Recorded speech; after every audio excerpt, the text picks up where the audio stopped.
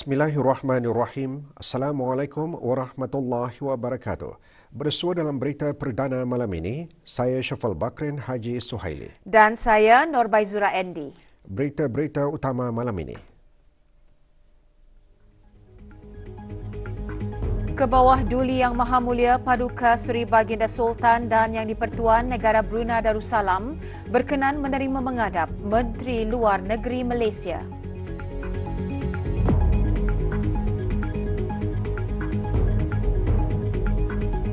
Perdana Menteri Malaysia dan isteri tiba di negara ini bagi lawatan rasmi.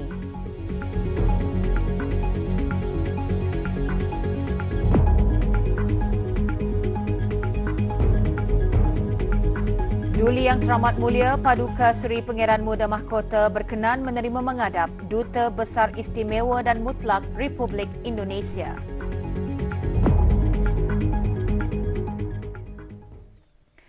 Ke bawah Duli Yang Maha Mulia Paduka Seri Baginda Sultan Haji Hassan Al-Bolkiah Mu'izzaddin Wad Daulah, Ibni Almarhum Sultan Haji Omar Ali Saifuddin Sa'dul Khairuddin, Sultan dan Yang di-Pertuan Negara Brunei Darussalam, petang tadi berkenan menerima menghadap Yang Berhormat Datuk Seri Diraja Dr. Zamri Abdul Kadir, Menteri Luar Negeri Malaysia. Majlis menghadap berlangsung di Istana Nurul Iman. Menyertai bersama Yang Berhormat ialah Yang Berbahagia Datuk Seri Amran bin Muhammad Zain, Ketua Setiausaha Kementerian Luar Negeri Malaysia, dan Tuan Yang Terutama Raja Datuk Reza bin Raja Zaib Shah, Pesuruhjaya Tinggi Malaysia ke Negara Brunei Darussalam. Juga hadir Yang Berhormat Datuk Seri Setia Awang Haji Irwan bin Pihin Datuk Pekerma Jaya Haji Muhammad Yusof, Menteri Hal Ehwal Luar Negeri kedua. Ini adalah lawatan pertama Yang Berhormat Datuk Seri Diraja Dr. Zamri Abdul Kadir ke negara Brunei Darussalam selaku Menteri Luar Negeri Malaysia.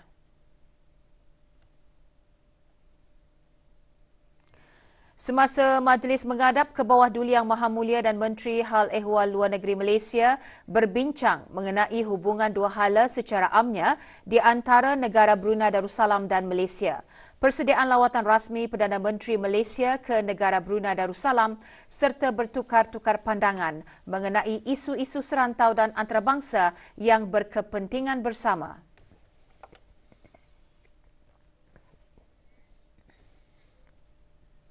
Duli Yang Teramat Mulia Paduka Seri Pangeran Muda Mahkota Pangeran Muda Haji Al-Muhtadi Billah, Ibni ke bawah Duli Yang Maha Mulia Paduka Seri Baginda Sultan Haji Hassan Al-Bolkiah Mu'izzaddin Wad Daulah, Menteri Kanan di Jabatan Perdana Menteri, selaku wakil peribadi ke bawah Duli Yang Maha Mulia Paduka Seri Baginda Sultan dan Yang di-Pertuan Negara Brunei Darussalam, dan Yang Teramat Mulia Paduka Seri Pangeran Anak Isteri Pangeran Anak Sora binti Pangeran Haji Saleh Abrahaman, petang tadi berkenan berangkat ke lapangan terbang antarabangsa Brunei bagi mengelukan ketibaan Yang Amat Berhormat Datuk Seri Anwar Ibrahim, Perdana Menteri Malaysia, dan isteri Yang Amat Berbahagia Datuk Seri Dr. Wan Azizah Dr. Wan Ismail, serta rombongan yang mengadakan lawatan rasmi selama 2 hari ke negara Brunei Darussalam. Juga hadir bagi mengalu-alukan ketibaan Yang Amat Berhormat dan isteri ialah Yang Berhormat P. Datu Lala Raja Major General Bersara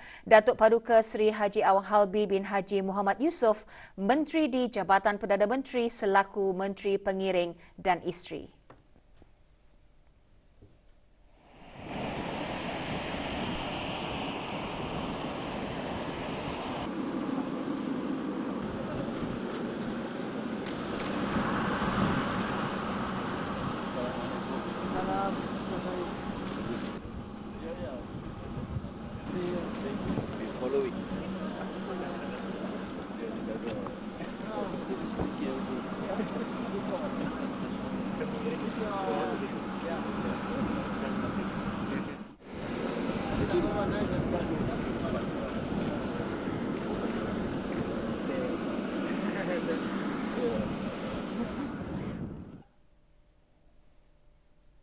Majlis sambutan rasmi dimulakan dengan lagu kebangsaan kedua-dua buah negara.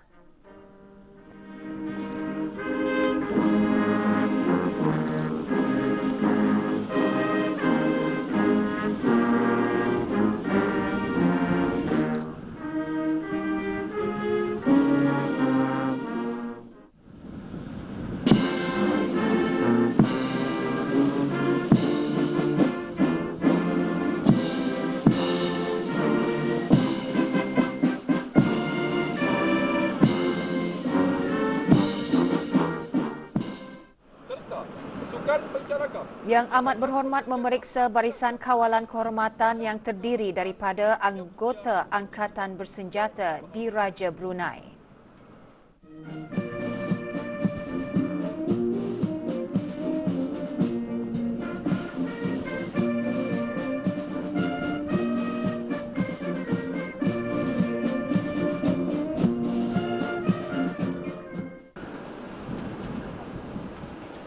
Kebenaran kawalan kehormatan menjalankan tugas seterusnya. Yang Amat Berhormat. Yang Amat Berhormat seterusnya diperkenalkan kepada Menteri-Menteri Kabinet, Timbalan-Timbalan Menteri, Pesuruhjaya Polis, Pasukan Polis di Raja Brunei dan Isteri, Pemerintah Angkatan Bersenjata di Raja Brunei dan Isteri, Ketua-Ketua Perwakilan Asing di Negara Brunei Darussalam dan setiausaha-setiausaha tetap daripada Jabatan Perdana Menteri dan Kementerian Hal Ehwal Luar Negeri. Sejurus selepas itu, Duli Yang Teramat Mulia Paduka Seri Pangeran Muda Mahkota dan Yang Teramat Mulia Paduka Seri Pangeran Anak Isteri disembah kenalkan kepada rombongan Yang Amat Berhormat Perdana Menteri Malaysia termasuk Yang Berhormat Datuk Seri Diraja Dr. Zamri Abdul Kadir, Menteri Luar Negeri dan Isteri.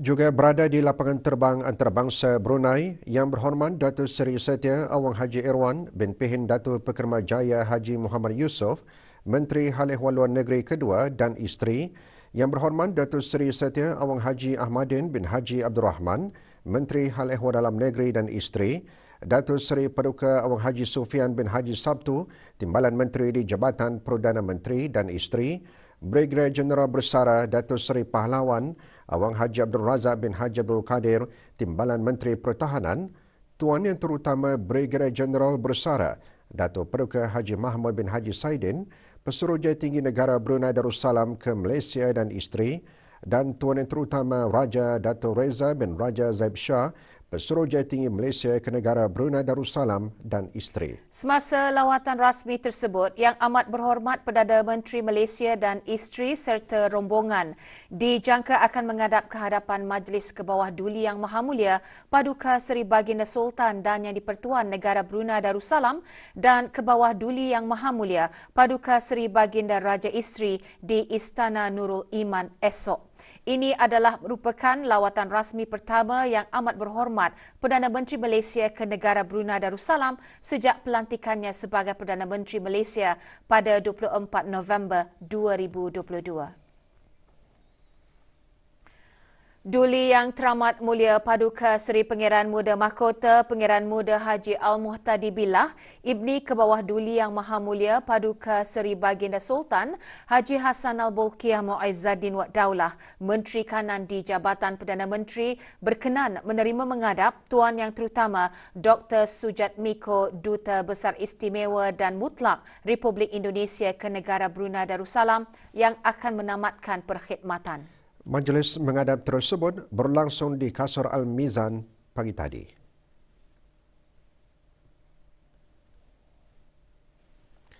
Tuan Yang Terutama telah menyembahkan surat tauliah pelantikan ke hadapan Majlis ke bawah Duli Yang Maha Mulia Paduka Seri Baginda Sultan dan Yang di-Pertuan Negara Brunei Darussalam pada 7 Julai 2018.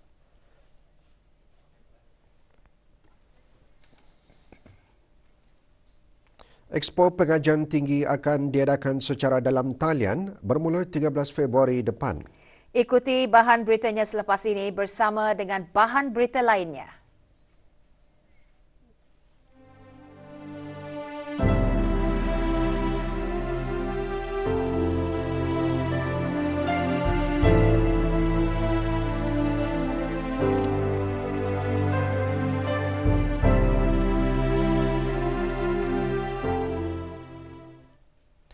Kadar purata kes COVID-19 yang dilaporkan di negara Brunei Darussalam dalam 1 minggu kebelakangan terus menunjukkan penurunan iaitu 143 kes sehari berbanding 223 kes sehari pada minggu sebelumnya. Perangkan itu dijelaskan oleh Menteri Kesihatan semasa sidang media COVID-19 di negara Brunei Darussalam. Yang Berhormat Datuk Seri Setia Dr. Awang Haji Muhammad Isham bin Haji Jaafar turut mengongsikan tidak ada kes dalam kategori 5 dan kategori 4, yakni yang memerlukan rawatan di unit rawatan intensif atau yang memerlukan bantuan oksigen dan di bawah pemantauan rapi. 23 Januari 2023, kadar liputan vaksinasi COVID-19 di negara Brunei Darussalam kekal berada di tahap yang tinggi dengan 79% daripada keseluruhan rakyat dan penduduk negara ini telah mendapatkan dos ketiga vaksin dan 11.8% juga telah mendapatkan dos keempat. Sebanyak 148 kes baru telah dilaporkan, iaitu 147 kes hasil ujian ART dan 1 kes dikesan melalui ujian makmal RT-PCR yang telah dilakukan dalam masa 24 jam. Bermula 9 Februari 2023, Jabatan Imigresen dan Pendaftaran Kebangsaan akan mula melaksanakan pendaftaran maklumat ketibaan bagi warga negara asing secara elektronik yang dikenali sebagai e-arrival card, iaitu bagi menggantikan borang 19 embarkation atau disembarkation form yang digunakan pada masa ini. Pendaftaran e-arrival card adalah dimestikan kepada semua warga negara asing yang masuk ke negara Brunei Darussalam melalui pos-pos kawalan imigresen sama ada laut, udara dan darat, iaitu sebagaimana yang diperuntukkan di bawah Peraturan 29-2 Peraturan Imigresen, manakala pendaftaran e-arrival card adalah tidak diperlukan bagi mereka yang hanya membuat persinggahan, yakni transit di lapangan terbang antarabangsa Brunei atau Port of Entry di negara Brunei Darussalam bagi meneruskan perjalanan ke destinasi seterusnya tanpa memasuki negara Brunei Darussalam.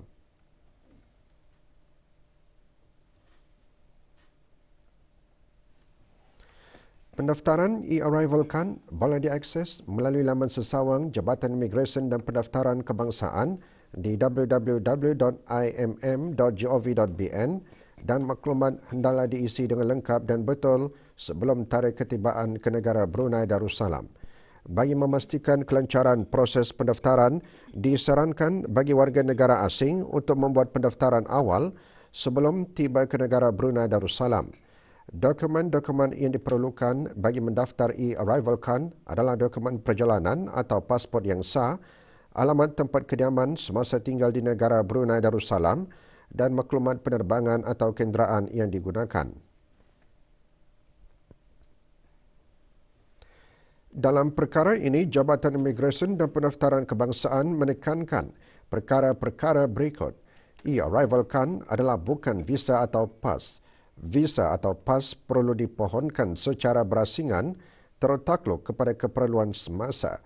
Pengesahan pendaftaran e-arrival card bukanlah kebenaran mutlak bagi kemasukan ke negara Brunei Darussalam dan ia masih lagi tertakluk kepada pemeriksaan lanjut semasa tiba di negara Brunei Darussalam. Tidak ada caj bayaran dikenakan bagi pendaftaran e-arrival card. Jabatan Imigresen dan Pendaftaran Kebangsaan tidak ada melantik mana-mana individu atau sebarang entiti komersial yang mengenakan caj bayaran bagi pendaftaran e-arrival card. Bagi sebarang maklumat lanjut, bolehlah menghubungi melalui email info@immigration.gov.bn atau hotline WhatsApp 673 7299 550.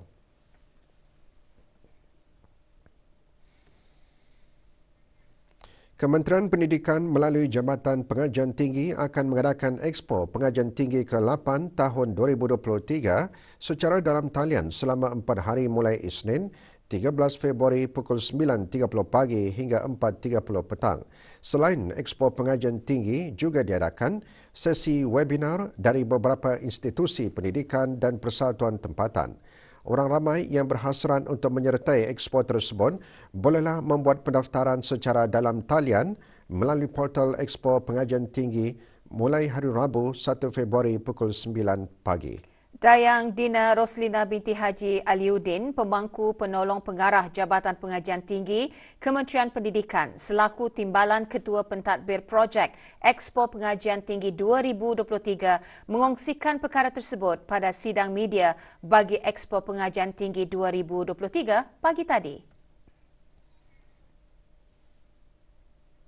Sebanyak 26 buah institusi pengajian tinggi, agensi perkhidmatan pendidikan dan juga agensi-agensi kerajaan dan swasta yang telah mendaftar untuk menyertai Expo Pengajian Tinggi ke-8 2023 termasuk institusi-institusi pengajian tinggi awam dan swasta dalam negeri, institusi dari luar negara, penyertaan dari kedutaan dan agensi-agensi kerajaan dan swasta. Di samping itu juga, Kementerian Pendidikan akan memberikan maklumat-maklumat terkini semasa Expo. Program luar daerah diperkenalkan bagi memberikan latihan kepada warga perkhidmatan awam di luar daerah yang tidak berpeluang untuk menghadiri program di Institut Perkhidmatan Awam IPA. Diadakan selama 2 hari, program dihadiri lebih 90 warga perkhidmatan awam yang berkhidmat di daerah Tutong dan daerah Blain. Program berlangsung pagi tadi di sebuah hotel di Kuala Blain. Program ini juga meningkatkan ilmu pengetahuan dan kemahiran yang dapat diterapkan seperti amalan-amalan terbaik dan kaedah yang dapat dilaksanakan dalam organisasi. Selain itu, ia akan dapat meningkatkan motivasi melalui kebolehan kaedah yang dimiliki demi mencapai produktiviti dan membawa perubahan dalam organisasi yang efektif serta efisien.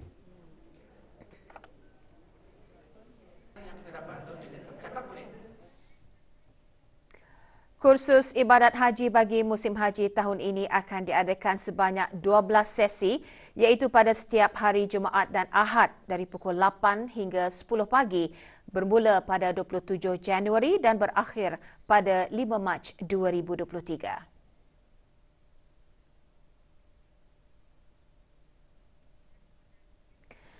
Jabatan Urusan Haji Kementerian Hal Ehwal Agama melalui bahagian bimbingan haji dan umrah dalam siaran medianya menjelaskan kursus akan diadakan secara serentak di pusat-pusat kursus yang telah disediakan di keempat-empat daerah.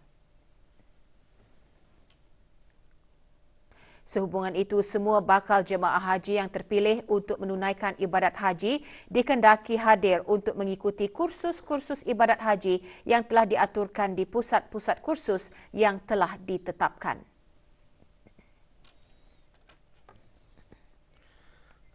Sementara itu, pemeriksaan kesihatan bakal jemaah haji bermula hari ini bagi bakal jemaah haji daerah Tutong yang terpilih untuk menunaikan fardu haji bagi musim haji tahun 1444 Hijrah 2023 Masihi. Pemeriksaan kesihatan diadakan di Hospital Pengeran Muda Mahkota Pengeran Muda Haji Al-Muhtadi Bila sehingga 26 Januari dari pukul 8.30 pagi hingga 12.30 hari dan 1.30 petang hingga 4 petang. Bakal jemaah haji dikendaki membawa bersama kad pintar, kad bruhims, buku rekod kesihatan dan panduan kesihatan haji jika ada, buku suntikan berwarna kuning jika ada dan kad perjanjian masing-masing.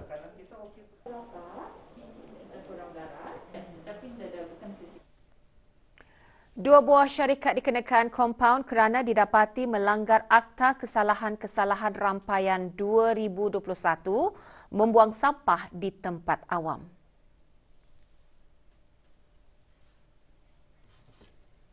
Orbit Supermarket Sendirian Berhad di Kampung Penanjung Tutong dan Restoran Sabka di Kampung Lamunin Tutong masing-masing dikenakan denda kompaun sejumlah RM500 dan dikendaki untuk menjelaskan kompaun dalam tempoh 7 hari. Jika gagal membayar denda tersebut, syarikat-syarikat tersebut boleh dihadapkan ke mahkamah dan jika sabit kesalahan boleh dikenakan hukuman denda tidak kurang dari RM2,000 dan tidak melebihi RM10,000 dan bagi kesalahan kedua atau berikutnya boleh dikenakan hukuman denda tidak kurang dari RM10,000 dan tidak melebihi RM30,000 dihukum penjara bagi suatu tempoh tidak melebihi 12 bulan atau kedua-duanya sekali. Balai Polis Bandar Seri Begawan sedang mengesan seorang pekerja warga asing yang dipercayai lari daripada majikan.